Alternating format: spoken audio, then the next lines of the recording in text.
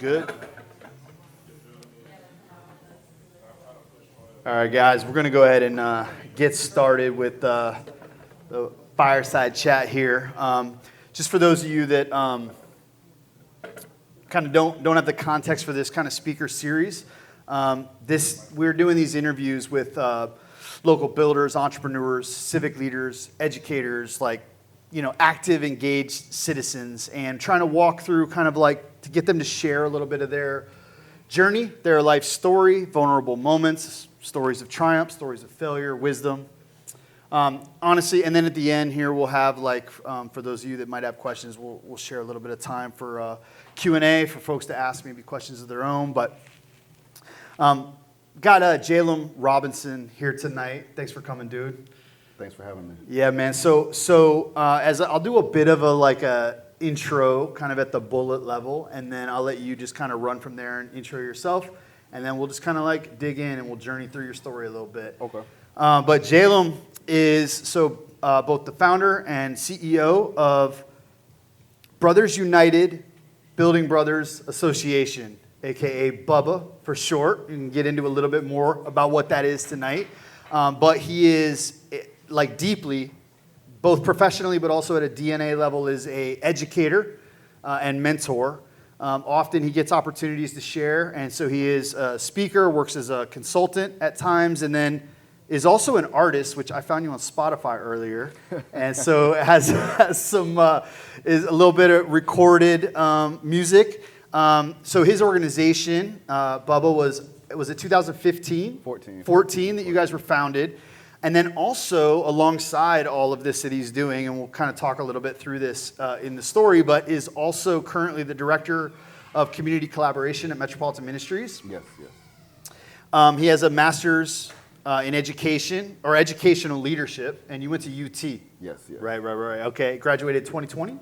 Yeah, we got these gnats, but it is what it is. We want to be swatting a little bit, but 2020? Yep. All right. So I'll just stop there. Why don't you, for everyone listening, just I don't know, you go ahead and pick up from there, intro yourself a little bit, and then I got some questions lined out we'll kind of navigate through. So, I mean, you pretty much, put it really good in a nutshell. Educator, started my career out teaching middle school. That's kind of where it all started. But before that, while I was finishing school, I was an after-school program manager. So that's where I really got to work really closely, hands-on with kids, and that's kind of where Bubba actually got formed, was seeing firsthand how our boys are in school, but are still being missed and looked over. So it was kind of there where I said, all right, I'm gonna do something about it. So before I even started teaching, before I, really became an educator, I saw that there was a need, and that's kind of where Bubba all came from. So do this real quick, and we'll circle back to this in a double click more in depth kind of, but at a just a broad brushstroke level for folks listening that maybe don't know what Bubba is, because I didn't do much of an intro on the org. What is Bubba? So Bubba, Brothers United Building Brothers Alliance, I pretty much call us now a full service organization for men and boys. So at one point in time I would say, we're a mentoring organization, or we're a mentoring group, but we do so much now that it's beyond mentoring, it's beyond tutoring, it's beyond programs and events even. It's a whole ecosystem, it's a support system that we've created now.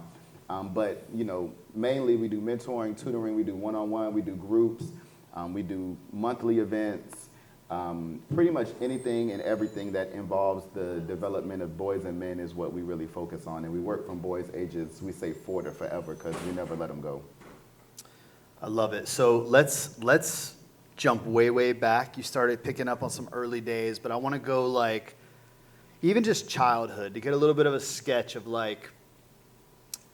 origin stories, edition 1 of your comic book, where he's born, whatever, just where tell us a little bit about upbringing, youth, where you were, kind of give us a bit of that earliest of memory story. So, right here where we're at in Ybor City, I went to school right down the street, Booker T. Washington.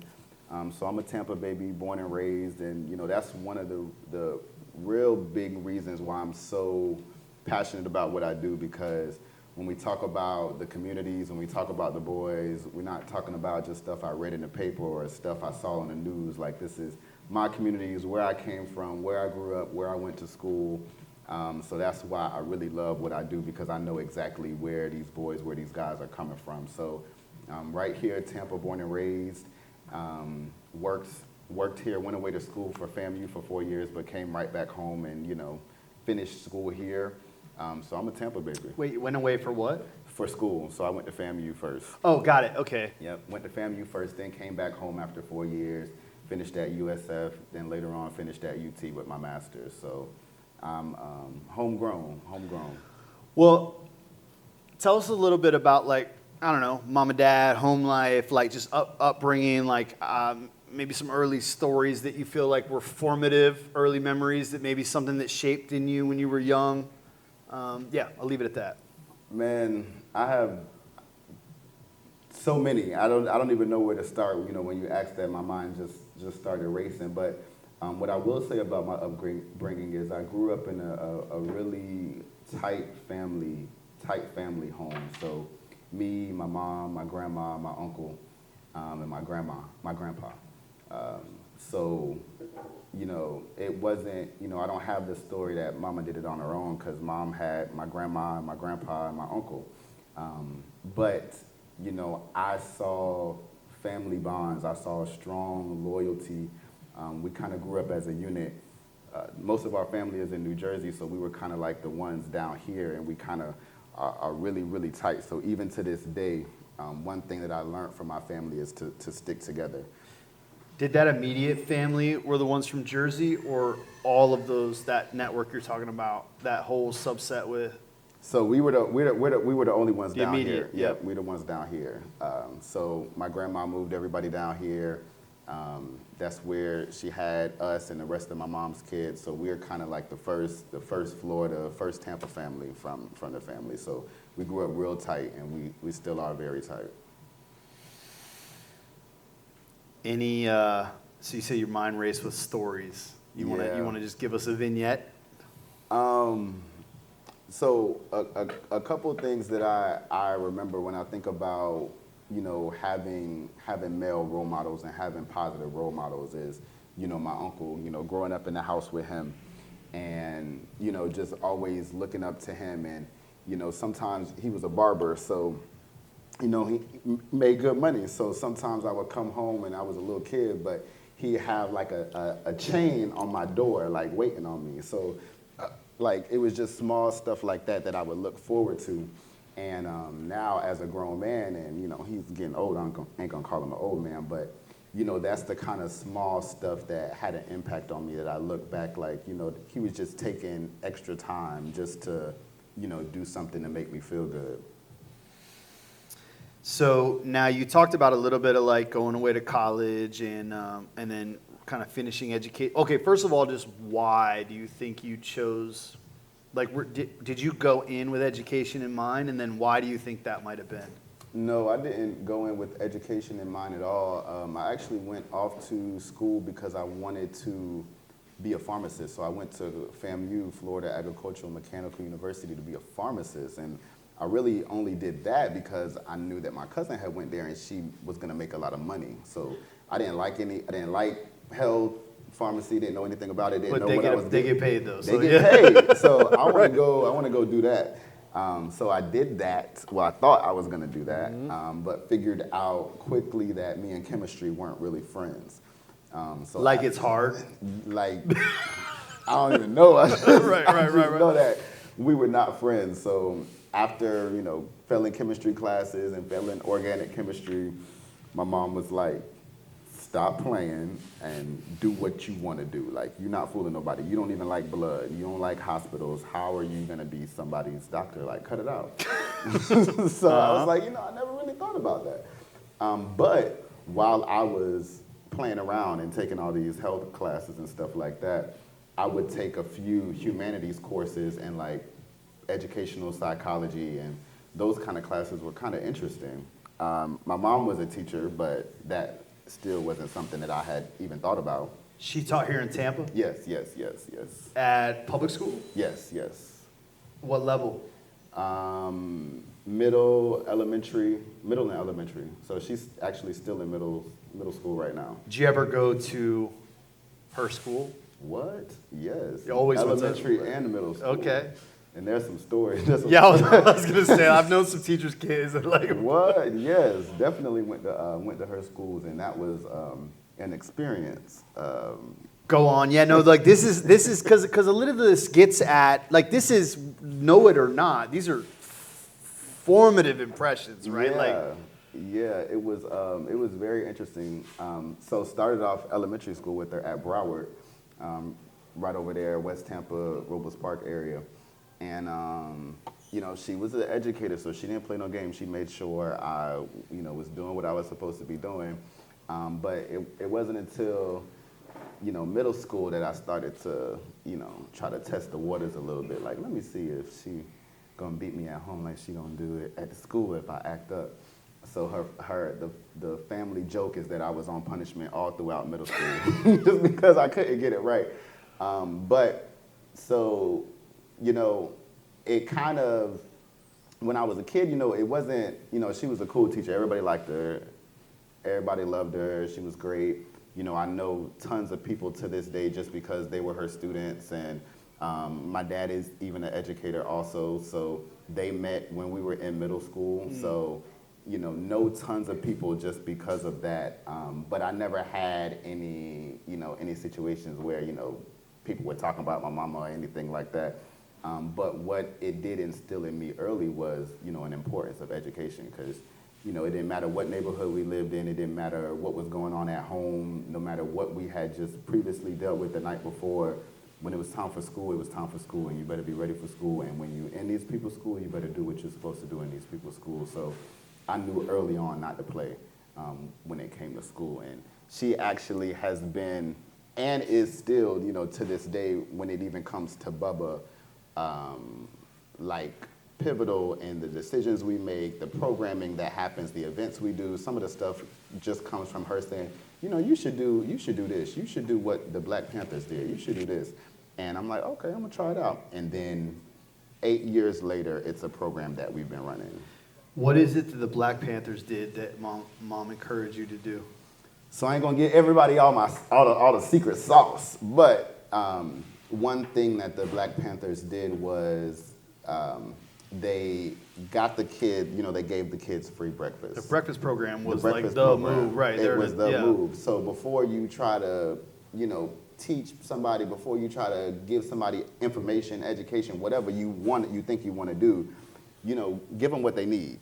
So, you know, that was her thing. How can you give them what they need, and then once we got them, then we'll give them what else they need. Well, because all of the relationships emerge at the table, around the table. Yeah. Mm-hmm. No, they've been a huge inspiration for me as well, for very different reasons, but also some of the same reasons, right? Like there is a real, they set a table that was truly revolutionary in terms of like what could emerge around the table, around the relationships that are built there. So y'all run a breakfast program? So we don't run a, Because the schools do that now, by the way, because of that.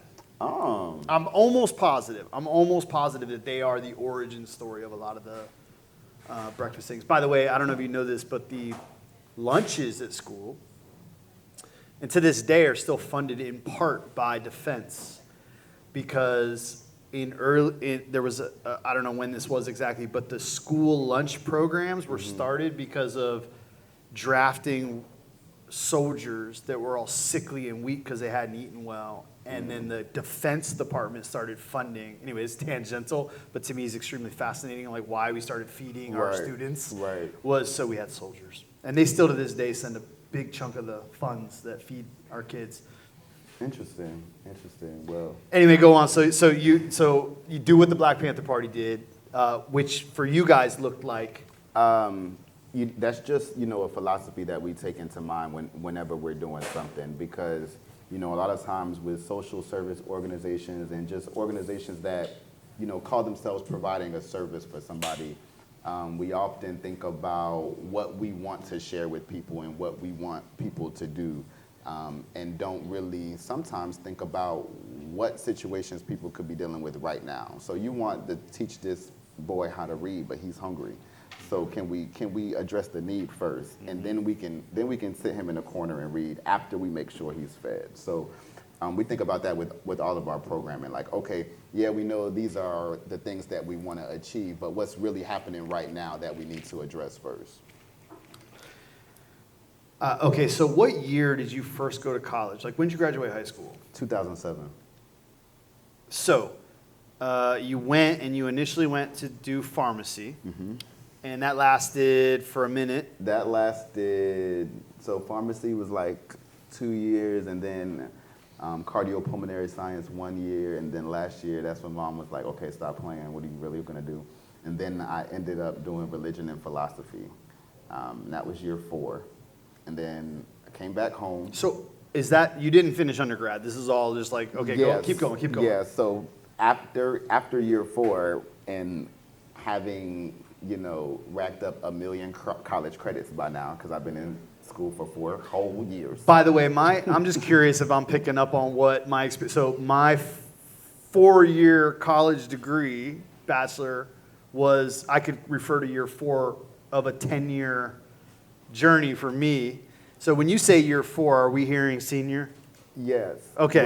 Yeah, been here 4 years. Okay. Been here 4 years, but don't have enough credits in one content area to get a bachelor's. Yeah. But I've been here for 4 years, so what we gonna get? What y'all gonna give me? So at that point, I had my associates because I had so many. So transferred to USF, and at that time, my major was religion and philosophy. So coming to USF, I was like, oh, they have a religious studies program, but remember, I'm coming from FAMU at HBCU in a religion and philosophy major.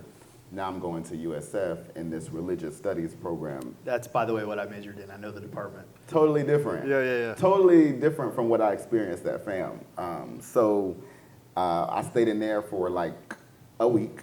And it was that first class. You pushed through. The first class, I'll never forget. I was like, there's no way I'm going to be What class? I don't even remember what class it was. You know the professor's name? I don't, You but I go can see shout him. him out? I can see Okay, him. all right. I don't know his name, but I can see him in my head. And I remember sitting in the back of that class, I was like, oh, no, this is Not for you. This is not going to work. This is not going to, I don't care how many years. And I just did that because it would have been, I had been in college for 4 years. I'm not trying to be here another 4. So, but yeah, I was like, no, that's not going to work. But I had taken those psychology and education courses, adolescent psychology, so I was like, maybe I like education a little bit. Let's try this. I like to write. I like to read. I can do this. So that's when I decided to change my major to English education. And then after that, it was like, the rest is history. So when you decided that, it really was like, well, I've got these credits under my belt. Like maybe I'll just this is the shortest path to the finish line here. And interesting. Yeah. But something really caught your attention in that? Yeah, because, so like I said, I love to write and read. I was a poet, so writing, if I did anything in education, I was like, I can teach people how to write. So once I started doing that, and it was such a passion and a love for me, I was like, oh yeah, this is what I want to do. I do this well, let me teach other people how to do this. And that's kind of even how, after teaching, moving up into an administrator, okay, I can do this well. How can I teach other people how to teach their kids? So everything, each step has been because I've felt like, okay, I've got it. How can I help other people get it too? So when you moved back to Tampa, what year are we in now? 2011. Yeah, so I was looking over some of your dates on your on kind of your profile, LinkedIn, whatever, and it looks like that's when you started running and managing after school programs for different elementary schools in the area. Yes. So you're doing that alongside going to school, moving into education space. You want to I don't know, tell us a little bit about that. I want to navigate your early career pathway, your development here. Yeah, man. It was a really smooth transition also because before I came, as soon as I came home, I had the job landed because I just knew people, knew connections from just, being here. So immediately moved into a job. I had been in school, so it immediately moved me up into a leadership role. And Working with those kids, I was working at Booker T. Washington right down the street, Potter Elementary, and Just Elementary. And working there really gave me like firsthand experience with the kids. So, One at a time, or you were at, or were they all coming together somewhere? So I started at Booker T, but it was a joint program. So my site was Booker T, but we had a site also at Potter and a site at Just Elementary. So we would do things as a collective, as a group, you know. So these kids are in different places. Mm-hmm. So, okay, so I'll just like vignette in my own story where there's some overlap. Like I worked with, back in the day, YMCA, what they had these success centers, which was an after-school program, middle school mostly, age kids, maybe late elementary, middle school, whatever. They kind of came in after school until kind of parents got off and whatever, and we ran these. But it was at like one location. They're all neighborhood kids that would come in here in downtown Tampa. So each of these are near their school or at the school, so they're coming in.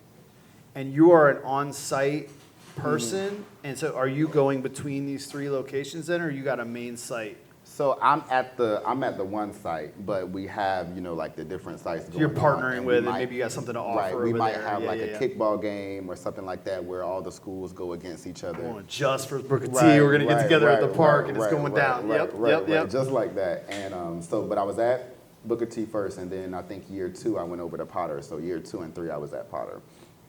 But it was at Potter where I was working with the boys, and I was like, oh yeah, I need to be doing this for real instead of just in response to a teacher complaint. And that's really where Bubba all started. But what's interesting is you ask about, you know, college, and what I found going through, I'm a writer, so going through old notebooks and journals that I had when I was at FAMU, I was writing out the plans for Bubba before it was even a thing. I was writing out plans for a gentleman's club and a program. Gentleman's club means something else, don't it? Not that kind of gentleman's club. Not that one. No, not that one. The different one, the other one. Okay. Yeah, I was drawing out plans like that too. Yeah, other plans. But these are daydreams. These are like what if kind of questions or things like that. Okay. So I think when I found that, I was like, oh, that's pretty interesting. I hadn't even thought about that.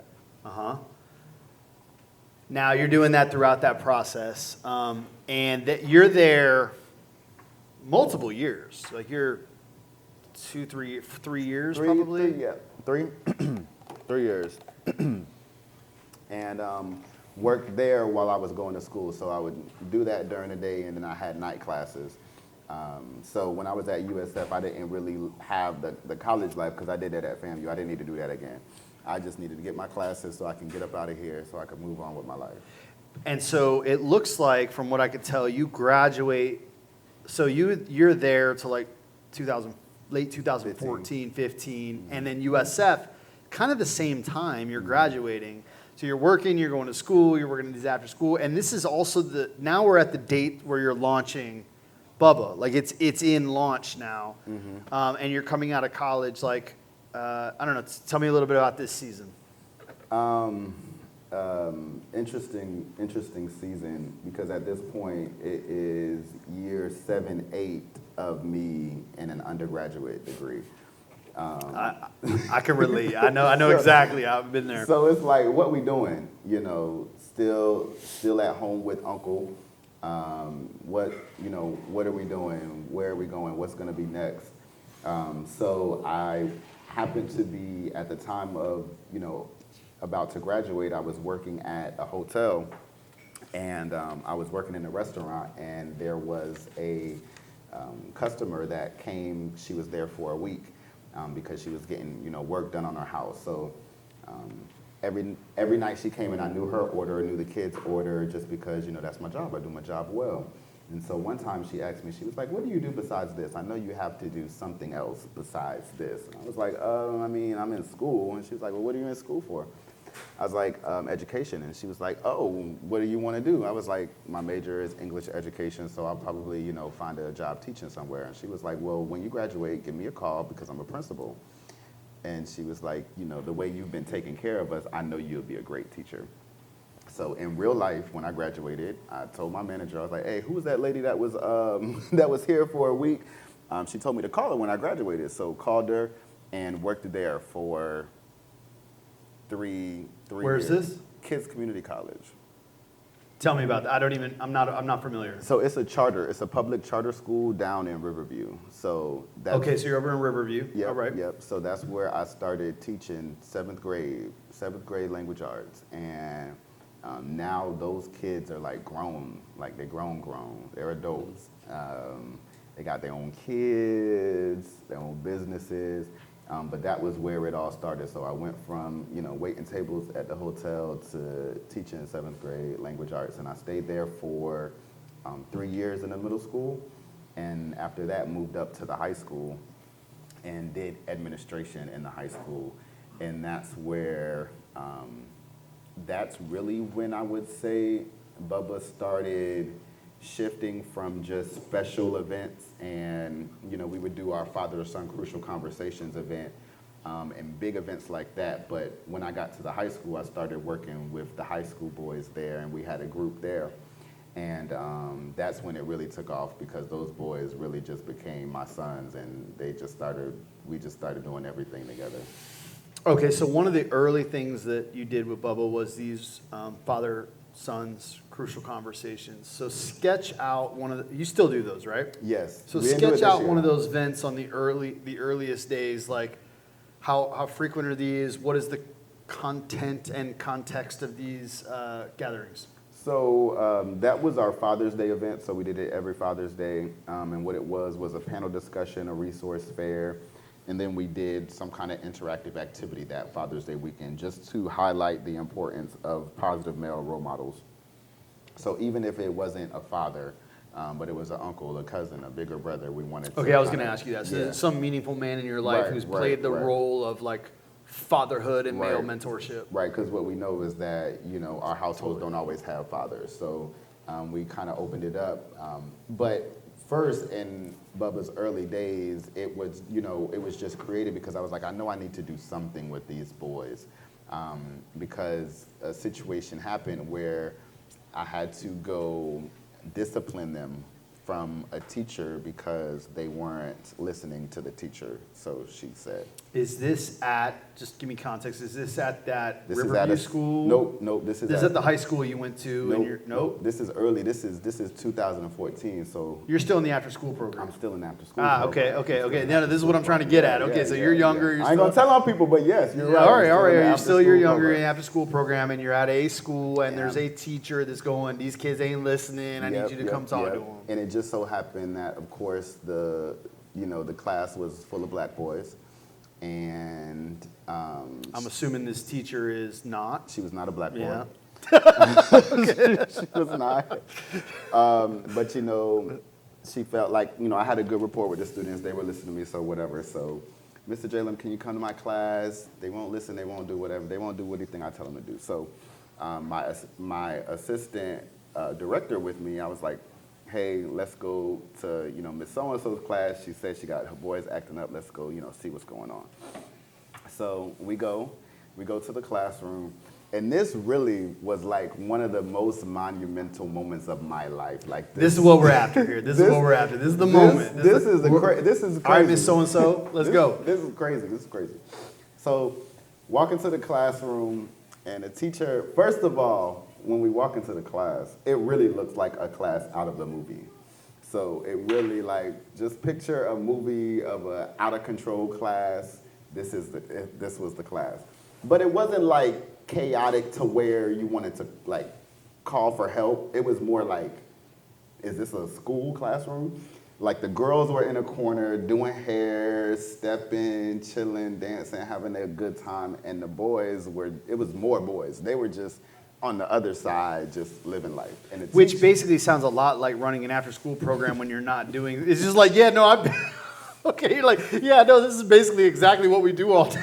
We'll play chess. You're gonna do that, and but you can try to do some curriculum. Right? This is supposed to be her real class. Yeah. Okay. But she's standing behind the desk like she doesn't know what to do. So I walk in, I notice this, and I'm just like, hey. And she's like, oh my gosh, I'm so happy to see you. She was like, the offenders are over there. I was like, The offenders. and it kind of like blew me because I was like, are you looking at me? Like, do you see me? Like, why would you say that to me? Like, out of all the people, why do you think that would be something good for you to say to me? Like, and am I supposed to like laugh with you and say, he, come on? Like, what was so, I felt too many different kinds of ways. But the first thing that I felt was, let me get them boys out of here because this is dumb. So I was like, hey, y'all, come on, let's go. So I got them out of there. And I didn't even say anything else to her because I just couldn't. I didn't have any, at that time, I didn't have any professional words. So I probably wouldn't have, had a job after that. But that did something to me. And so when we took them outside, we walked around the school and, we were talking to them like, what do y'all want to be when y'all grow up? What do y'all want to do? Just, questions like this because I hadn't done anything like this before. I just know that they were acting up in her class. So and relationally, do you know these specific kids? No. Okay, good. Yep. They just were some kids in the class. Kids, right. Some kids in the class. So we're talking to them, and of course, they're good kids. So we asking them questions. They tell us, oh, I want to do this. Oh, I want to do that. I want to do this. I want to do that. So we're talking to them. We're like, well, how are you going to do this if you can't even sit down in your 5th grade class and do what your teacher is telling you? So we're talking to them. And it was at that point where I was like, okay, so I can either do something about it, or I can just be mad and frustrated that this happened, or I can, do something productive with what I found out, because I was like, I need to be doing this more than just when, somebody's calling me saying that they're in trouble. I was like, I'm gonna check on them every week. And then I thought about it, I was like, I wonder how many that's only 15 of the 400 boys in the school. Like, how many other boys are dealing with the same kind of thing? So then I was like, what am I gonna do? So I was like, I need to do this. Like, I need to do this. I need to help them, whatever they're thinking in their head, what they wanna do, I need to help them figure out how to do that without getting in trouble, without going to jail, without having people calling them offenders, because that's crazy. I still don't understand why she would say that to me. But I was like, at that point, I was like, I need to be a part of this situation. Now you're in this after-school program, connected to this school where this is happening. Now you're called this is during school hours. This is during school hours. Yep. And I'm not even a teacher at this point. So how the teacher calling an after-school worker? But they call you in, and I have some assumptions maybe why, but like they call you in, and then now you're going, hey, let me check in on these classrooms and these boys around the school. Is this encouraged? Is this supported? Is it like in the institution that you're within? Are they like, yeah, like come in and go check on all the boys, or or is it something? Because you end up founding an organization outside of that institution. So I'm just curious if that has something to do with like this isn't the place, or this was incubated in this space and it emerged. So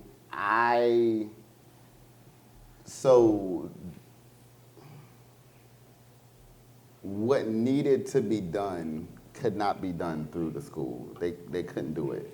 So it was easier for me to do it myself. Okay, wait a minute. No, man, just tell the truth here. So, okay, is this bureaucratic? Is this because permission, like that's just not how things are done here? Is this institutional, like set in place, bureaucratic? Is this funding? Is there something, or is this like there's opposition in leadership, or like it can't be done here? And you don't say what you can't say, whatever, but like whatever you can speak to, because I do think, there's a lot of folks that might be listening, that might be here tonight, that go, I'm in a construct within which I see something that needs to be done, and I don't see a path forward, and everything that I bring up, it's like no, right? Just flesh this out a little bit.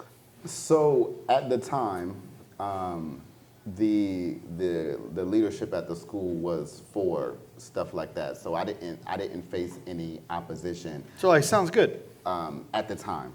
Okay. But I also knew what needed to be done really couldn't be done with or through them. And at that time, I was so frustrated with the system because y'all are the reason why I'm upset and frustrated. Like, This is why it's needed, actually. this is why it's Yeah. needed because Yeah. of what y'all. So what I want to do is this.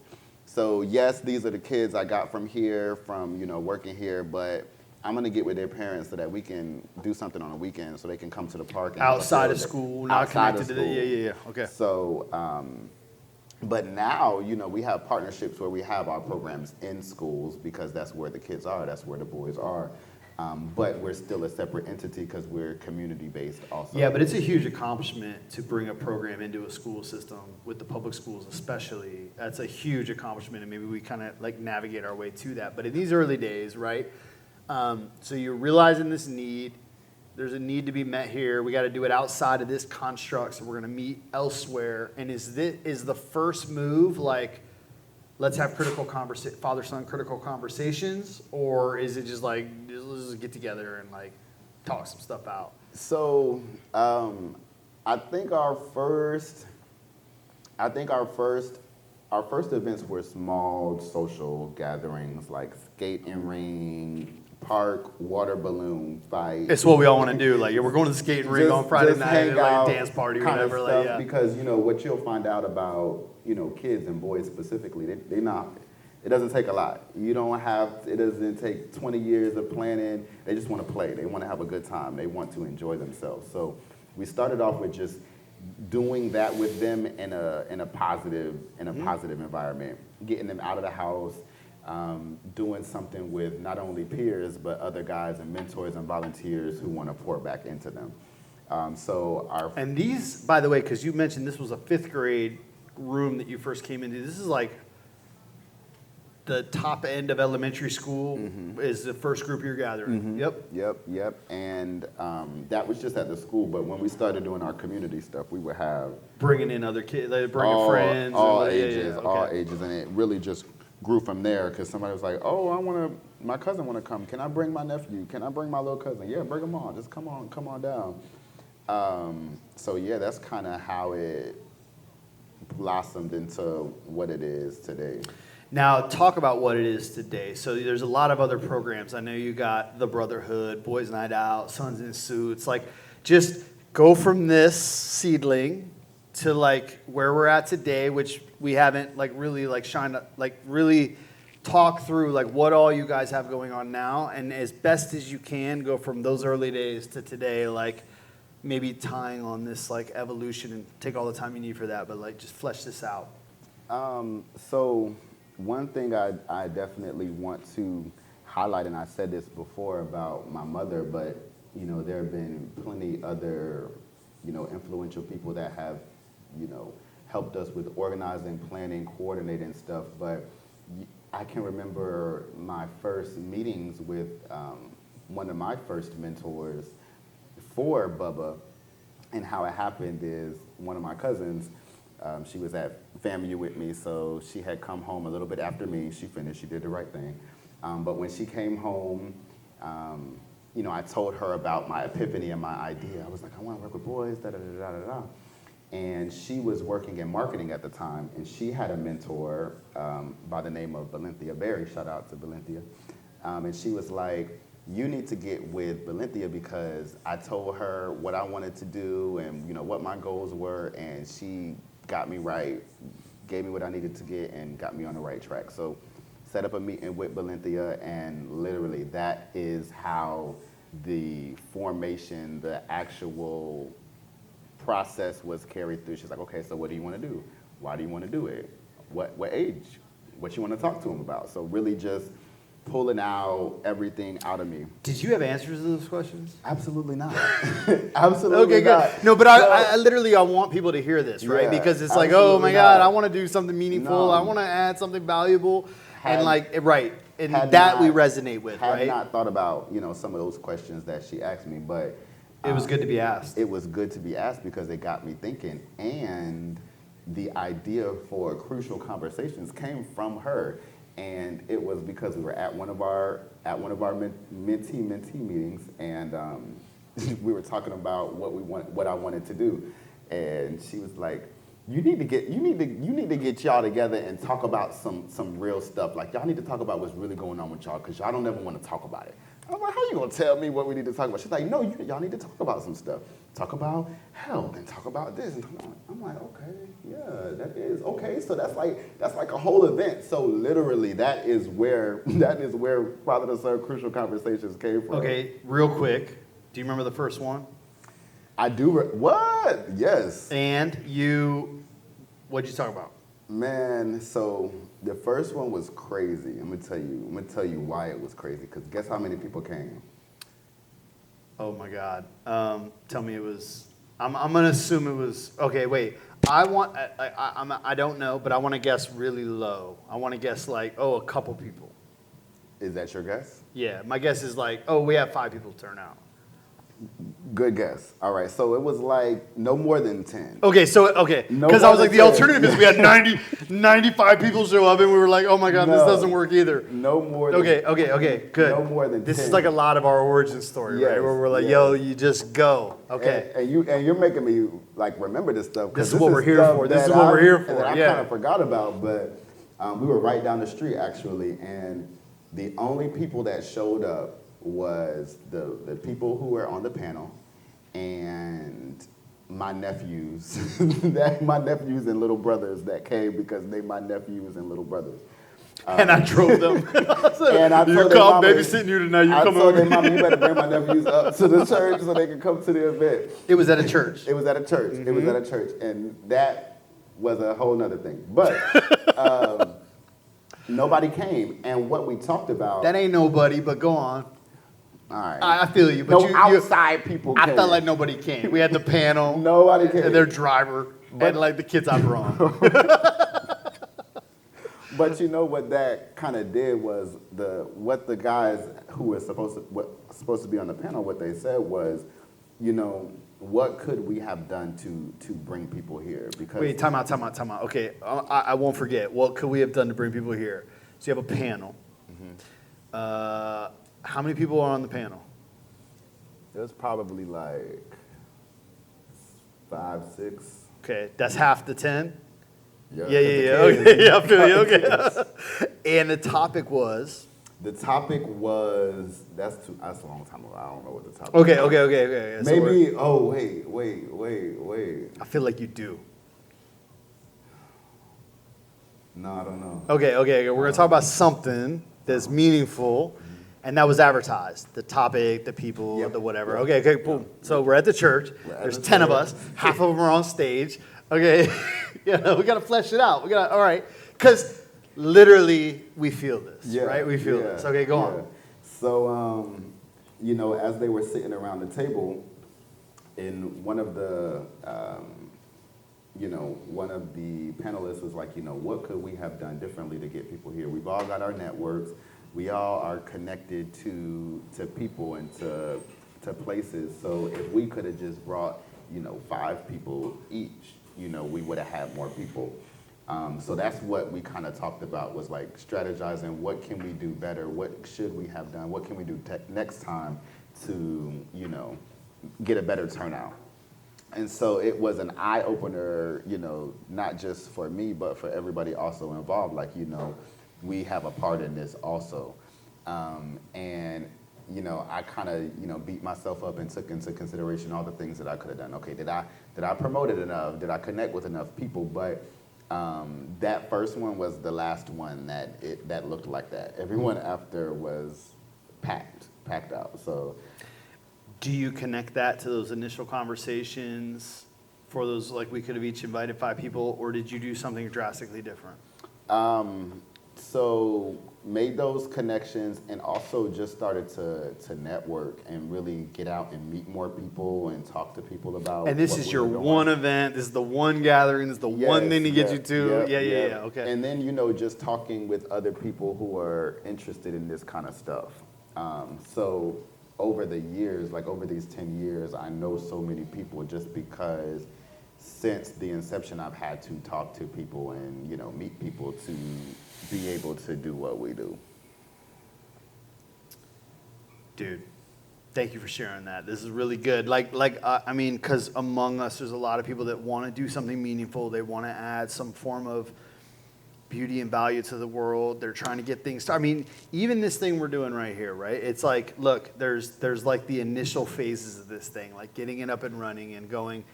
You know, you want to like, oh, it didn't work. It didn't what I hoped, and I could have done a bunch more. And like, there's a lot in that I really am grateful for people to hear. And as you share your early stories, why I really want to ask people about upbringing is because I think it's easy for people to look at an organization and a leader like you and go, I could never do this. Mm-hmm. But as you hear the story, it's like, well, it didn't work. And I didn't know what I was doing. And I didn't have any answers to the questions of the mentors. And I didn't know a way forward. But I felt a sense of responsibility and calling to this thing. And so I just did something. Mm-hmm. And it's part of the like reason for this entire series, right? Like trying to hear, like so that folks listening can resonate and go, man, like I have some inkling, some sense of like something I could contribute. But like I want to remove those excuses and why I'm so grateful for sharing those stories. Now, over your story, you worked in a lot of school systems, and I saw that you were like an educational director for a big nonprofit at one point for a short stint, and you worked in the after-school programs, and so you did a lot of different things in like large institutions. And Bubba obviously is working in a lot of those places, but even as you said, like early on, I was like angry at whether anger is the right word, but I was like, nah, man, like we need to do this because of what's not happening or is happening in the space, however you want to put it. I just want to ask you about what you saw. Like I've heard you say in interviews that young men are falling through the cracks, and this is related to like what is or what isn't, or how these things are run or set up in the larger institutions. What is it that is or is not happening in big institutions that you felt like, and you don't need to name any of them. I'm just saying at large, like in these places, like what is happening? What is not happening? So it might sound like a generic answer, but it's too much. It's too much that is happening. And what I mean by that, it's so much that realistically, an organization alone, a school alone, a group alone can't do it. So a school can educate your child, but they might not, be able to deal with him socially, emotionally. They might not know what to do with him behaviorally. They might not know even how to challenge him once he gets to a certain point. And by the way, these obstacles get at, they may not be able to educate your child because they're hungry, because they're emotional, right. Okay. So yep. root causes, right. That's a whole nother layer. So a lot of times what we see, especially in the schools, is just that, the boys need somebody else other than a teacher. Other than a disciplinarian. They need somebody to talk to. They need somebody to help them kind of level head, like calm them down, that is not worried about, them passing this test, or that is not worried about them, necessarily, yelling or screaming at them. So really, we like to say we're just an advocate for boys. And we even go so far as to go in discipline meetings, school meetings. We'll sit in meetings for parents with, the school, with the whoever, just because sometimes the boys really just need an advocate. And it's not just boys that come from single parent households. Sometimes we think, oh, he needs a mentor, he needs somebody because he come from a single mother household. Yeah, but he might not. He might be fine. And just because he comes from a single parent household does not mean that he's going to be in jail tomorrow. So really understanding that there isn't really a face of, who needs what we're doing. And we kind of learned that as we go. Now, are you guys exclusively working with black boys? No.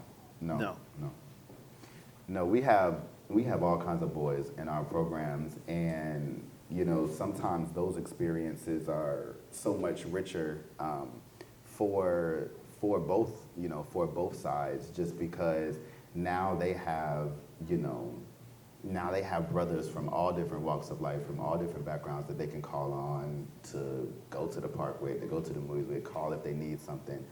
And that's what Bubba is really about. It's really about brotherhood. It's not even about the boys that we have in our program. It's not about the programs that we have in the school. It's really about boys and men and brotherhood, period.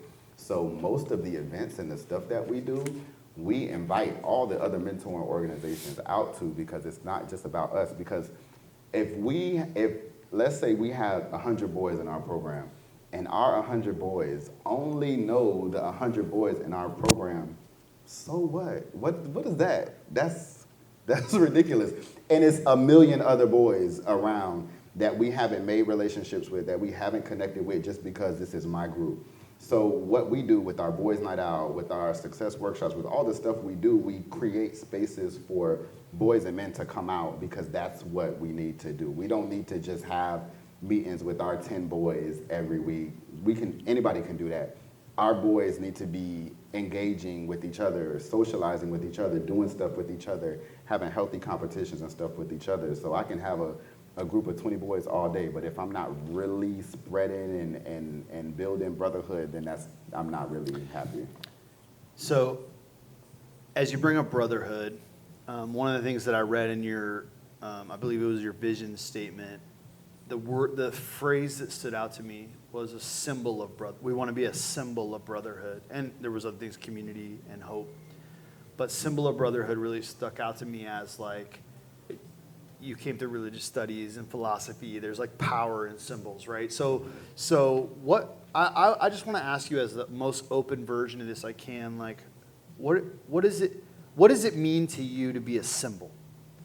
And then more specifically, what does it mean to be a symbol of brotherhood? I'm trying not to answer like an English teacher. Bro, bring whatever you got, just like however it goes. So what it means to me is to just be a representation. And then a symbol of brotherhood, just so the image I see in my head is just like two hands, holding, helping each other, holding together. Because even when it comes to like the mentoring, it's not just about the boys that you're mentoring. Like, they're doing something to you too. Like, they're helping you. They're showing you about There's yourself. something really reciprocal there. Right. So it's not even just I'm pouring into the boys. Nah, like, those boys show me so much about myself. They've, taught me so much about myself that you wouldn't even think would come from a 15-year-old.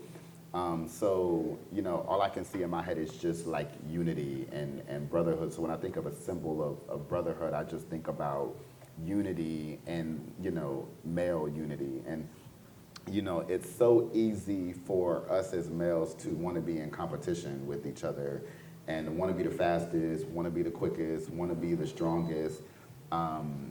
But it's so much more power in what we can do together. And when I look up at our events and I see that we got a whole bunch of different mentoring groups here, that's when I'm happy, because, like I said, it'll be great to look up and see my boys, but if I can look up and see his boys and his boys and their guys and everybody coming together to support a shared goal, that's what I'm really more interested in seeing. All right, so I have a bunch of like questions that I want to ask everyone that we talk to, and I want to run through those. But before we get to that, because that might be like more of you can answer as long as you want, but that might be more of like a run through. To the work that you're doing, do you want to flesh out Boys Night Out, the Brotherhood, Sons in Suits, just as like a way of going, here are the tables that we're setting, that we're gathering these boys and men around? So, The fan fave is Boys Night Out. Everybody loves Boys Night Out. The boys love it just because it's like it sounds, Boys Night Out. It's like just imagine a big field day every last Friday of the month. So they're playing basketball, football, we got a soccer corner, we got board games. We had a organization called K Battle Zone. They used to come out with like a Nerf obstacle course. We just got tons of fun and activities for boys every last Friday of the month from 6:30 to 8. Okay, and these are happening at various locations, or is there a This specific? it happens at a specific location. During the school year, we do it at Memorial Middle School. But in the summer times and in the off months when the schools are closed, we do it at the Jackson Heights Yet Center. So Yep. we won't have one this month, but in July we'll bring it back. We take June off. But that is the event everybody loves because it's just activities, engagement. We want you to be engaged, have fun. We want some volunteers and some mentors to coach you, make sure you're not, cussing each other out, fighting, doing anything. But this is just come out, we're going to do something together, we're going to have some have a good activity. time. Yeah. Then we have our success workshops. So our success workshops, those are interactive workshops where we're learning, we're doing something. So we might have somebody come in and talk to them about financial wellness. We might talk to them about emotions and how to deal with them. We might have one of our guys come in and do a meditation and mindfulness workshop.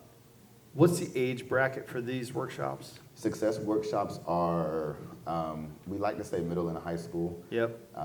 And our boys' night out, that's 4 to... Yeah. So everyone's coming to that. Everybody's coming to that. These are a little more selective, Yeah, right? So yeah, it's a little yeah. more like, okay, age specific. Received well? Right, yes, received well. And these are a lot smaller groups than Yep. our boys' night out. Our boys' night out is like 100 to Yeah, no, it's 150. obvious. So you don't even have to say that. We're like, we already know. Yeah, okay. Right, but our success workshops are a lot smaller, but that's good because it gives us an opportunity to really get into some stuff, really talk about some stuff, really work, really get into their minds. And it's not, and I'm an educator, so it's not boring. We're not sitting down lecturing because they were in school Monday through Friday. So what we're not about to do is come on Saturday and be in school again. These are on Saturdays. Yes. They're these are once a on month? Saturday. Once a month. Once a month. And by the way, are you aware of the laws related to what's called seat time? What time? Seat time. Seat time. Look this up. So it's related to education in the school system in the state of Florida. There is a certain amount. You used to work Yeah. They have to sit in a seat. Yes. So you used to work for AMI Kids, Yes. right? Which actually did like boating and education and like experiential learning on the water where you go out on a boat, and are actually limited in the work that they could do. I'm familiar because my wife works with them because of what's called seat time, and it's like legislated. Yes. Like students have to sit in a chair and be talked to a certain number of hours per day, which to me just seems like an anti-boy legislation in some sense. And then stuff looks different depending on where you're at, what school you're at, who your administration Who's is. actually doing the thing? Yeah, Who's yeah. actually You could be in a seat, but we could be tossing the ball around. Yeah. So, that can look a whole bunch of different ways. But you're getting out of that. You're breaking out. You're having these conversations, but you're doing them in some sense that you're going, hey, we're not replicating seat time. Yeah, no, we're not doing that. We're going to talk about something for 15 minutes, and then we're going to be up doing something with what we just talked about. So if we talked about emotions, now we're going to break into groups, and y'all are going to, ask each other. So you all use a lot of experiential learning stuff? Yes. Just because one of the big things I like to keep in mind when we're doing programming and events is I don't want the boys to not want to come.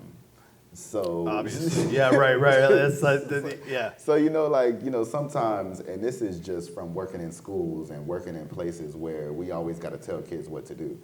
I just know that that's not what I want to create. So we try to do stuff that they're going to enjoy, that they want to talk about. When you come to our events, we're playing the music that they like. We got it blocked out so you don't say all the words, but we're doing stuff for them. This is not our boys' night out. This is not our success workshop. This is not our stuff. This is for the boys. So you're having these crucial conversations. You're having a boys' night out. You're having these, what'd you just call this? Success workshops. Success workshops. There's a couple other things you guys have going on. Yes. So Sons in Suits, which is our awards ceremony that we do each year. And that's really cool because not only do we give out awards to the boys, but we also give out community awards to different guys in the community we do community leader award, we do a favorite coach award, and we do a favorite barber award. So we open it up to the city and we let the city vote, like who's your favorite barber, who's your favorite coach, who's your favorite community leader. So these aren't necessarily attached to your organization or these mentors aren't. or something like These that. aren't. It's just No, like, yo, I mean, that's the barber. Right, that's the barber. That's the barber that I take my son to every week. And even with the awards that we give out, check this out. The awards are for, like, other schools and organizations nominate their boys for awards. So Gentlemen's Quest sends in their nominations for their boys. Minivision sends in their nominations. Potter Elementary, all the schools, all the organizations that we reach out to, they nominate their boys for awards to celebrate boys from their organizations. Because like I said, it's not about one organization. It's about brotherhood. I want to ask you a question that's related to institutions, Okay. the school system. Uh-oh. So we were invited to Miles Elementary because my wife was the lunchroom lady at the time. She's not there anymore. And, you know, we run Wubba Bikes. It's a nonprofit bike shop and whatever. And so they were like, hey, we want you to, like, give bikes to these kids. Well, somehow this was set up. I think my wife brought it up. We should give bikes to these kids. And let's reward something that the kids have done. And it turns out, this is where I learned this, that a school cannot reward performance in these elementary schools. They're like not allowed at the school level. So they said, well, the only thing that can be identified as a reward is attendance. And so there were 42 classrooms, and so we generated 42 bikes. Well, we really gave them 42 gift certificates so they could come to the shop with their families to get the bikes because we wanted to know them, whatever.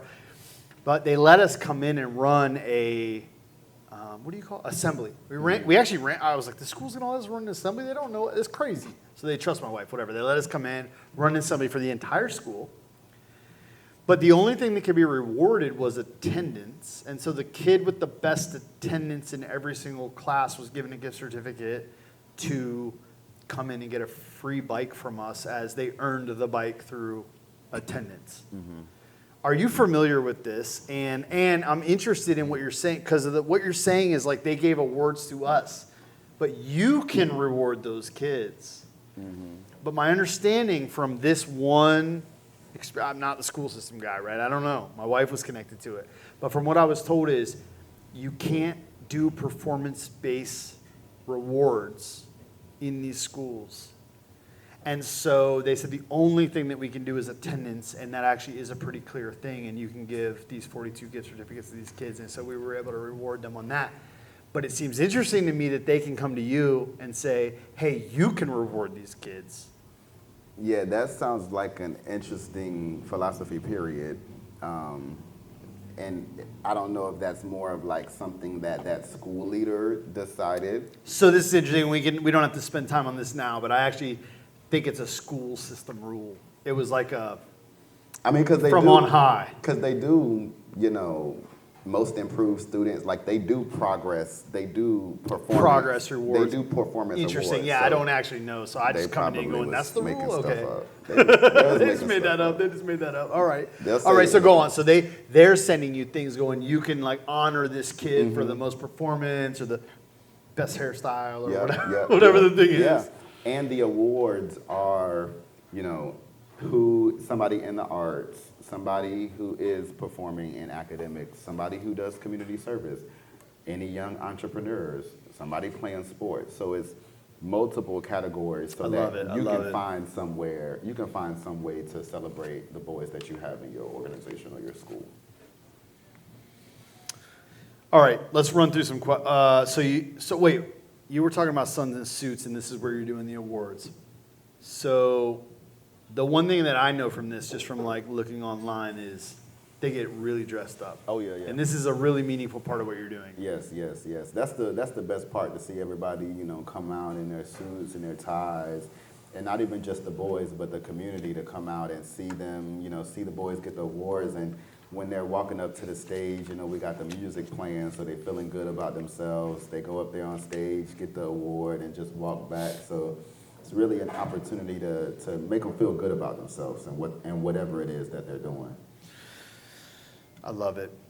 It sounds like such an incredible community that you guys are building with all of these things. All right, I want to run through some questions that are more related to just building stuff, that are more related to like you and kind of like, so you can bullet these, you can just run through these quickly, or you can take your time and tell stories. I don't care, we're here. What is the thing that you are most proud of in your work or in your life? What is the thing I am most proud of?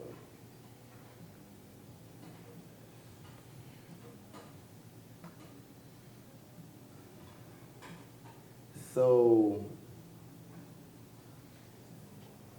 it's got to be one thing. You can say whatever you want here. Okay, so But yeah, like, Boys Night Out and Sons in Suits, when it's happening, that I am very happy, I'm very pleased, I'm very proud, because I can look around, I see boys playing with boys they never saw before. I see, you know, guys helping kids out with stuff that they've never met before. So I see all the stuff that I want to see happening, I see it happening. So when I can look up at Boys Night Out and see everybody playing, having a good time, the guys out there, you know, with the boys playing football, the guys over there playing soccer, stuff is happening, those are like my proud moments. And Sons in Suits is a funny story. The first one that we had, it started at 4 o'clock, and I had the boys, we were in the back getting ready. So it was like 3:30, and the event, of course, starts in 30 minutes. And we still got boys that aren't dressed. We know people about to start showing up, but it was the first one, so we didn't know what to expect. So we're kind of lollygagging around, putting on, I'm not dressed. It's like 3:40 now, and I'm still walking around telling people what to do. And so my cousin comes back, and she pulls me to the side, and she was like, hey, you know, it's time to go. I was like, yeah, but you know, it starts at 4. People probably won't show up till about 5. And she was like, you know, you need to get dressed, because she was like, you need to get dressed because people are here. And so I was like, okay. you had a good turnout at the first one? Man, it was packed out. It was too That's many. amazing. It was That's too many amazing. people. But that was like, looking around that room, you know, it blew my mind, because I hadn't even really fully come into terms with what was happening. So when we walked around the corner, she was like, I told you. And I was like, okay, let me go put on some clothes. But those are like my proud moments. When I look up and I see what we want to do, when I see it happening, those are my most proudest moments, I say. Can you tell us something? Could be the biggest thing, could be a specific thing, whatever comes to mind, something that blew up in your face related to this endeavor, and maybe how you navigated that.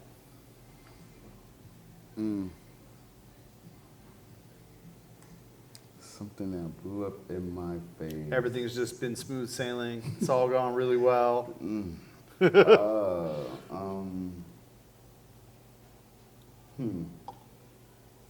So which one do I want to share? That's what I'm thinking about. Good to hear.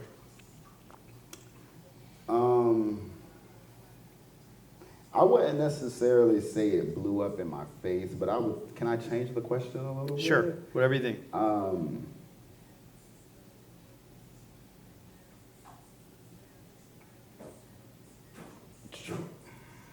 Let me think about how to say this. Just say it. Let's go. So,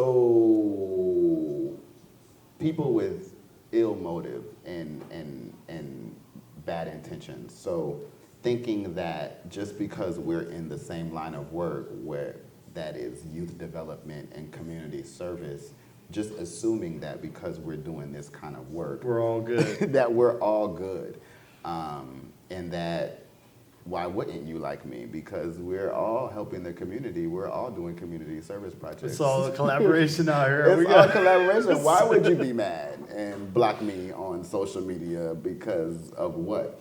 So I think what blew up in my face is just, I don't even know what could stop that. I guess that's just, an epiphany. Like, this is just like anywhere else. This is just like work, just like home, just like the streets. It's always going to be it's not always going to be peaches and cream, like you said. So I think realizing that, you'll meet people who don't have the same intentions as you. And, sometimes you find out after an event that you might be collaborating on together, or sometimes you find out during an event. But just finding that out, I think, was something that kind of like blew up in my face. So my assumption is that, and this could be way off, my assumption would be that generally has something to do with bigger institutions than individuals. Is that accurate? No.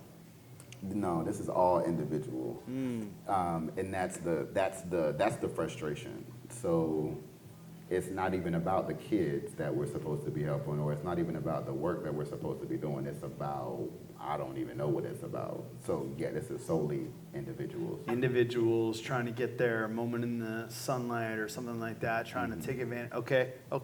And how have you learned to navigate those circumstances? So just keep doing what we're doing. Like, just keep doing the work. Because like I can't worry about them. I can't worry about why they're mad and what I did to, I can't worry about that, because I got these boys that need to find something to do. I got these. So keeping your eye on the prize and staying motivated around the mission that you're called to, and going, that's peripheral, ain't none of my, like, okay, cool, we ain't in the same game. All right. For those that are listening, those that are here tonight, are there 2 or 3 books that you think we should all read?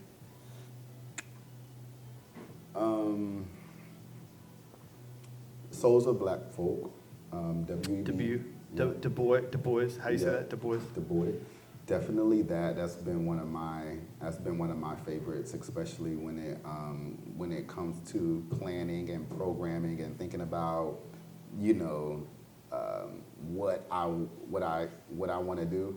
I go right to his book, and one of the chapters is of training Black men. So that's one of my favorites. Another book, I have a million books. I'm an English teacher.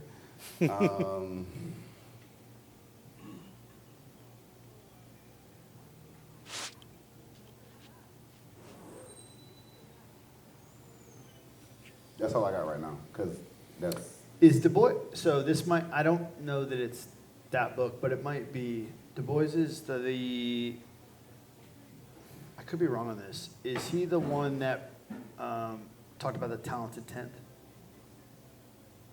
Not familiar. Am familiar, but I get him and Booker T. Washington mixed up sometimes. I'm pretty sure it's Du Bois, but you familiar with the concept? Yes. You got thoughts?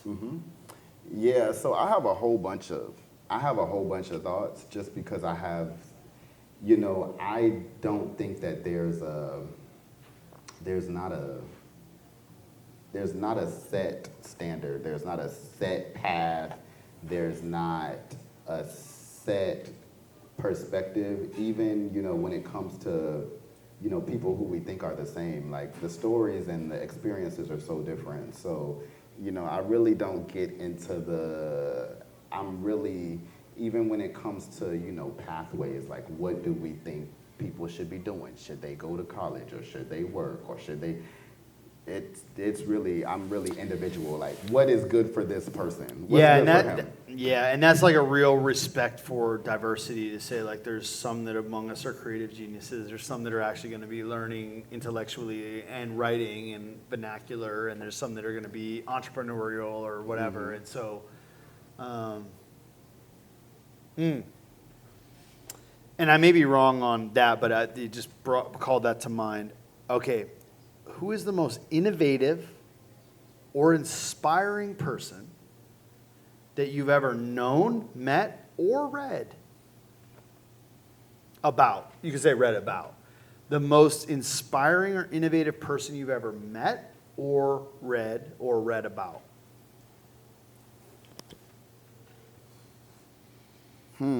Most inspiring person that I've ever met or read about.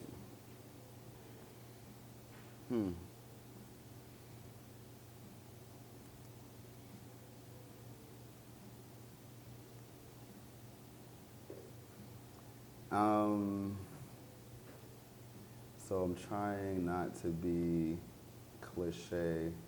Be cliche. If it's true to you, if you are inspired by this person, then that's what I want to hear. So I will say,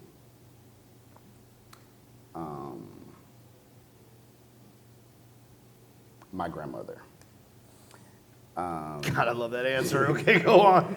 And I'll say my grandma because that's always been like my partner.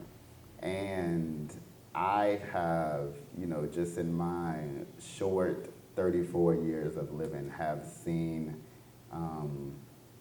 her go through some very interesting situations that probably would have like broke other people and like kept other people back from, doing stuff. But she has, since I can remember, like always handled business and took care of her family. Like no matter what was going on, no matter if it's a earthquake outside, no matter if we don't even have a roof over our head right now, like she's going to keep the family together. Like she's gonna make it happen, whether, my grandpa is there or not, she gonna make it happen. Like she's not, and even, to this day, she is, she's not as able to do as much as she used to do.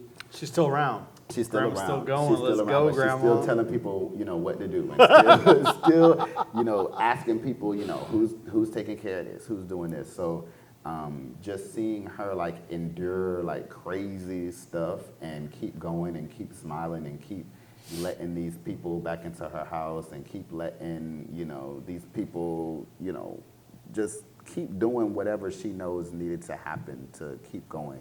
I watched firsthand since I was a child. Like some of my earliest memories are like, whoa. And so I think she'll be the answer to that. God, I love that answer.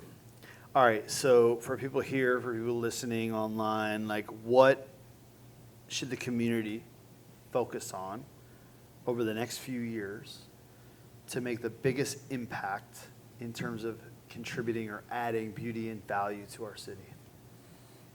So what should people do?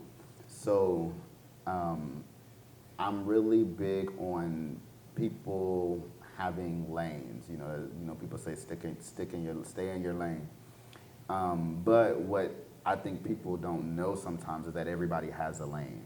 So there is something that everybody can do. So, when it comes to, figure out what it is that you can do, whether it is, teach some people how to tie a tie, talk to some people about credit, tell people how to open a business. Maybe you don't want to do any of that. You can give an organization $5. Whatever it is, maybe you don't want to do that, but you can connect an organization with somebody who will. So really, I would just urge everybody to find out what they can do and what that looks like. It's not going to be money for everybody. It's not going to be time for everybody. It might just be awareness. It might just be sharing a post. It might just be telling, somebody about this program. But I would encourage everybody to find something that they can do to be a part of bettering the community in some way, shape, form, or fashion. So not even just with the youth. Maybe youth isn't your thing. Maybe you are a gardener and you see that, you can beautify a neighborhood. Maybe you're a mechanic, like whatever it is. Yeah, some of these folks you don't want around young people, right? Yeah. And some of them can't be. Some of them can't be. You're not actually allowed. You can't. You can't. But you can fix someone's car. Right. Well, we got something for you. Yeah. So really understanding that everybody has a piece to the puzzle, and at the end of the day, everybody is going to comment on the puzzle some way, shape, form, or fashion. You're going to say something. You're going to say that the park, the neighborhood is dirty. You're going to say something. So before you say something, what are you doing to contribute to making it better? So before we close up tonight, is there anyone here that wants to ask something that we didn't get to? Is there any questions? And by the way, I'm going to repeat these because folks listening won't be able to hear them. And if not, all good. But is there any questions we have? Yo. You working with the men, the brothers, the sons? How do we integrate that with those who are working with the mothers, the women, the daughters? So he asked, you're working with men, brothers, sons. Is there a way to integrate that with women, daughters? I can't do the mirror of that, but like the females. Yes, so we actually have a Bubba Moms program. So for the boys and the men who come out to our events, we have a Bubba Moms program, and one of our Bubba Moms is actually, she snuck in the back and is sitting back there. What's up, Bubba Mama? But that was in response to the moms being, dropping their kids off, and they're like, okay, so what we gonna do now? I don't have enough time to, do something and come back. So we created that to provide a space for them to talk with each other, share stories, best practices, stuff like that. But also, every other time we do something, the girls at the school or something, they're like, y'all just have boys night out? When are we gonna have girls night out? So now they have a girls night out in addition to, so we do our boys night out on the last Fridays. They do their girls night out on the first Fridays. But we don't run that. Are they killing it?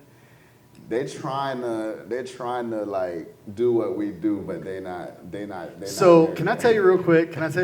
This was like in terms of like the temptation to be a feminist or whatever. Let's say. So I had a buddy who's Haitian, and he's from Haiti, and he's here, and he said, I'm working with these brothers in Haiti, and what I did was I started a fraternity in this very poor village. But he was in college, he was part of a black fraternity, and he's like, there's lots that come from a fraternity, whatever. So he works with the men, and he starts this fraternity. These are grown men, but he starts a brotherhood there. It's incredible. And he asked me, will you come with me? Will you join the fraternity? We have like a U.S. part of this we're all going down there. And so we go down there, and we work for years. And like there's projects. That one of the projects, I'll just tell you, like everyone in town goes to this well where they pump water because nobody has water. So one of the things the fraternity does is we run, and this is something we did while we were there with them. We ran pipe to everyone's place. So there's one spigot in everyone's yard where they can run water, and they pay $1 a month or something like that for running water in their property, which is a big deal in this village, right? Anyway, fast forward, his wife gets with some Haitian women here, and they go, because every time we go, the women are like, what the hell? What the hell? And so, because we only work with the men. And so they come with us, and they start this, they're like, hey, we're going to talk to the women. And this is after a couple of years. And so we're like, all right, we're going to show up at this meeting for women. And his wife and her friends came down with us, and we spent the week doing this work, and we're going to go to this meeting at there was like a church we're going to use, and we're going to meet in this building, and we're going to go there outside the village. And we show up at this thing, and it is packed. And they are organized. And they are like, we're going to run a sewing program, and we're going to do this, and we're going to do that, and we're going to do this. And this is the president and the vice president and whatever. And we're like, they were 5 years ahead of us on day one. On day one. And I was like, women are better than men. Yeah. We've, one of the things that we kind of took from the girls' night out is, and we didn't even think about this, tattoos. Like, the kids. Y'all doing some tattoos? The girls were doing the tattoos, and the boys saw it while they were doing it at their girls' night. And they're like, we want tattoos too. So now we do. Are we talking about real tattoos? No. We're not tatting the middle school. Right here, bro. Right here. Teardrop? Nah, we're not doing that. We're not doing that. That's not the kind of program. I love it. I love it. I love it. Okay. Any other questions? We got anything else? Yeah, go ahead. What's the, if there is, what is like the core or common issue with this generation up and coming, and how are you combating that as a mentorship program? Is there a core struggle or issue with this generation that's coming up? And if so, how are you combating or dealing with or addressing that challenge?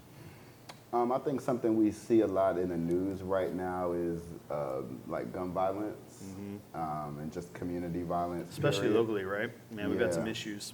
Yeah, so, you know, we can't solve all the world's problems, but what we do know is that if they are bored or if they don't have anything to do or if they are, you know, don't have, you know, the means to, you know, provide for themselves, provide for their families, then they're going to want to go to those kind of things. So how we address it is just providing them things to do and then making sure that when we have them, that we're talking to them and that we're asking them questions and that we're not beating them up to a point where they're not going to tell us what they're doing.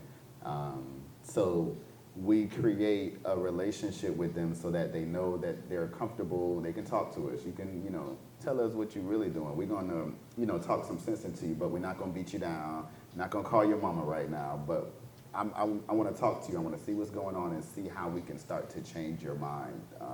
So keeping them engaged, keeping them, you know, talk to and engage with other peers, and to just love on them, because some of them really just, that's what they're missing at home.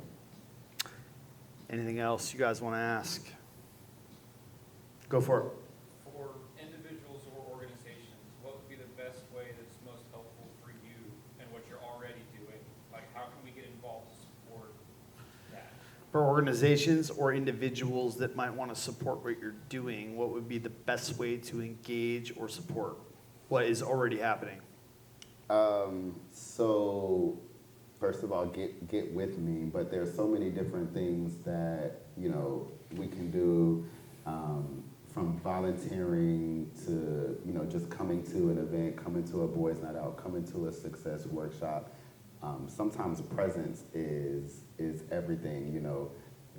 The events that we do, the programs that we do, if I was the only guy that showed up, it would be trash. I don't even know how else to say that. But I need my guys there to help me with the event. I need volunteers, I need speakers, I need people with other qualities and skills and abilities that I don't have to come, because I can't do it alone. So volunteering, just coming out.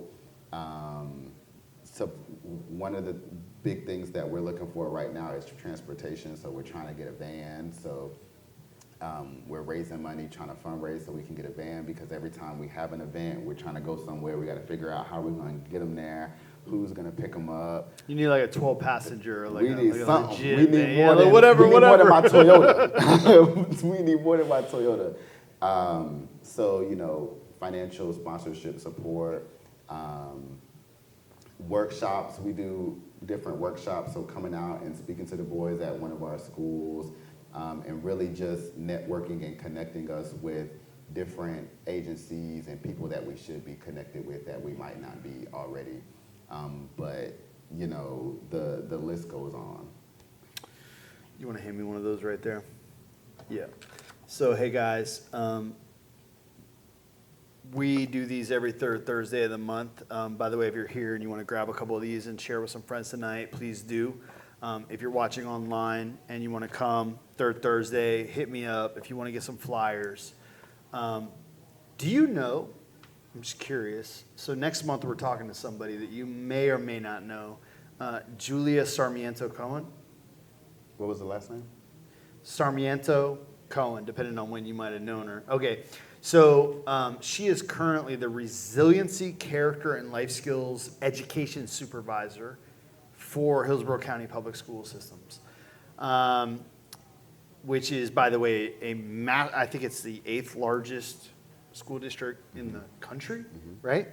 And she has come up from right out of college, going in as like, I'm a teacher, I teach some English, and I teach some, and she's a longtime friend of mine, but she doesn't do stuff like this, and I'm really excited. We're going to talk to her on the third Thursday of next month, so I want to let everybody know who we're talking to. It's Julia Sarmiento-Cohen, and I've watched this woman. She's an incredible leader. She's incredibly intelligent. But I've watched her build in a way that is foreign to me because it is within the system, in the school system, at the district level, like working within the system, which I've always been like a very outside the system kind of guy. And I know you've kind of like danced between both of those, which is really interesting. This isn't part of the theme. It just happens to be like, oh, on the heels of this, you might want to come to that, be interested in that. But those of you that want to come, I would invite you to come. Thematically, we're going to talk about relationships and resilience. There's a lot of like affinity with what we've talked about tonight. I think someone you'd be interested in talking to. But I'm going to have her come out on the next Fireside chat, so I want to invite you guys to that. I'm drawing a blank, but it's like July 18. So come on out to that. Is there any way that, you said, hey, get in touch with me, talk to me. That's easy for someone here that asks a question that wants to jam with you tonight. Is there any way that is there somewhere people should follow you, get in touch with you, reach out to you? So please follow us on all social media platforms. So on Instagram and Twitter at Bubba, BUBBA _Tampa. And then really, just because we've been around for a minute, like if you type in Bubba of Tampa in Google, we'll come up. There's a lot of stuff. It's a lot of stuff. BubbaofTampa.org is the website. But if you type in Bubba Inc. of Tampa, you'll see some stuff. And Instagram, Facebook, Twitter, we're all on there.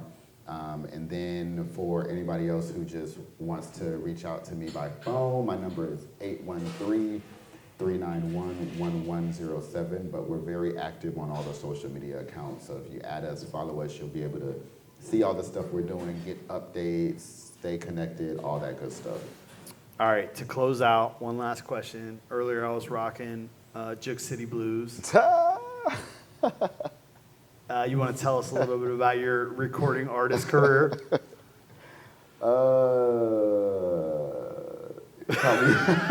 That's perfect. Yo, look up. It'll take a minute. So I was like, oh, it's Lem. Found me. Yeah, I found you. Lem, Juke City Blues, recording artist. It's also the opening to a podcast that he ran for a minute that he's going to pick back up here soon. Yep. With Hollywood. Yep. And so some things we didn't talk about tonight, like a lot of us that are building and working. We got a lot of little side projects, a lot of things that we hope to get up and running. Yeah. You caught me off guard with that, and actually, I just performed the other day at an event, Debut Tampa, debut. Yeah. Oh, you were at that. Yeah. So I wasn't able to make that event because I had a conflict, but I went to their last thing. So you performed at that. That was at Embark. Yes. Okay. Maybe I don't know. Wherever it was. In the West. You did some stuff. Yeah, I did my thing over there, but it had been such a long time, just because I've been so busy with everything else that I haven't really been had the time to put into my music. But Juke City Blues, that's my heart song right there, because it talks about all the different stuff going on here. In the title, Juke City, of course, that's what we call Tampa. Tampa, baby. And then the blues part, just because I love it, but we got some stuff that we still need to work on and fix. So we got a little story behind that. A little existentialist. I dig it. Yeah. I dig it. Back to your philosophy school or whatever. Hey, you guys, thank you so much for joining us. Join us next time, third Thursday of every month. We really appreciate you guys. We'll be here with Julia Sarmiento-Cohen next month. Thank you guys for coming out. Appreciate y'all.